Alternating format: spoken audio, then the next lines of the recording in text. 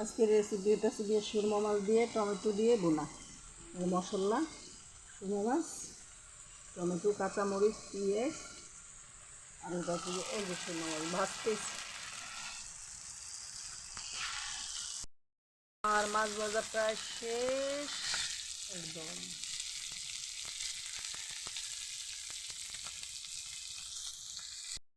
কড়াইটা গরম হয়েছে, আমি দিয়ে দিব পেঁয়াজ, মরিচ,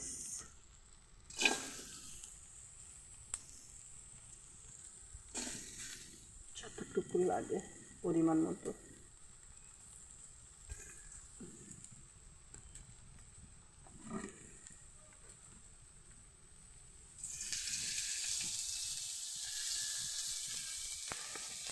সরিষার তেল,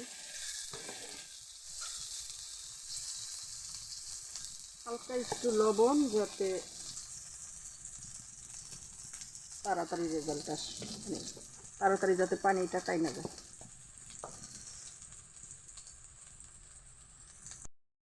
এবার আমি দিয়ে দিব মশলা,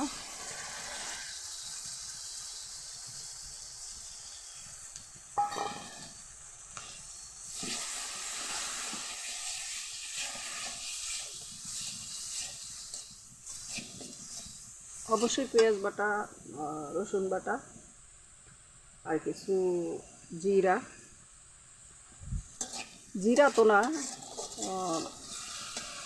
রাঁধুনি বলে, আজওয়াইন বলে। এটা অনেক সময় মুরগি দিয়েও রান্না করে খায়, কিন্তু সাগরের মাছের বেলা অনেক ভালো লাগে। আমি এটা মুম্বাইতে দেখছি, এই কারণে আমি এইখানেও ট্রাই করলাম, দেখি কী হয়। সাথে টমেটো পুরাটুক দিয়ে দিই যাতে সুন্দরভাবে হয়ে যায়, গইলা যায়। আর আমি এগুলা মিক্স মানে গলা পর্যন্ত ওয়েট করি। মিক্স হয়েছে, এখন আমি হলুদ দিয়ে দিই। তারপরে এটারে নাড়াচাড়া করতে করতে টাইম নেই, মিক্স হয়ে যাব। পরে হালকা একটু পানি দিয়ে মাছগুলা দিয়া, সমুদ্রের মাছ তো ভাইজা নিয়েছি, তো হয়ে যাবে। পরিমাণ মতো হলুদ, লবণ তো আগেই দিলাম, মানে যার যতটুকু পরিমাণ মতো লবণ দিয়ে নিতে পারেন।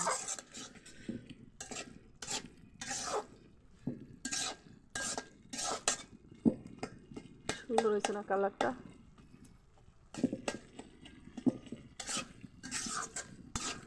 এবার হালকা একটু পানি দিয়া একটু ঢাকনা দিয়ে রাখবো। এই যে একটু, কারণ আমরা যথেষ্ট একটু ঢাকনা দিয়ে রাখবো, পরে আমরা মাছগুলো দিয়ে দিব।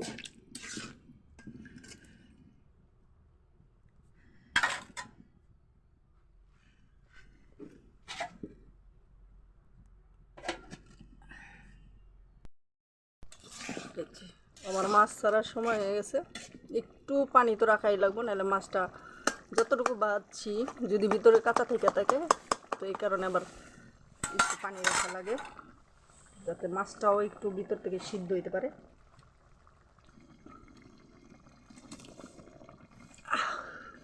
যাই হোক, আমি মাছটারে আলাদাভাবে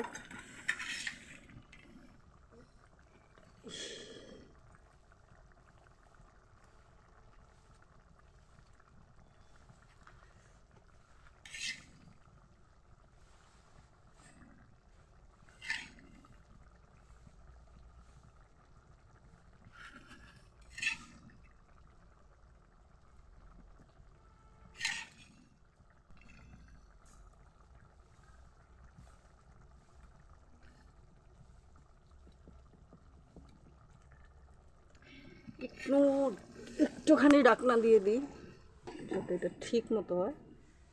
thank you so much for watching. আমাদের তরকারিটা হয়ে গেছে,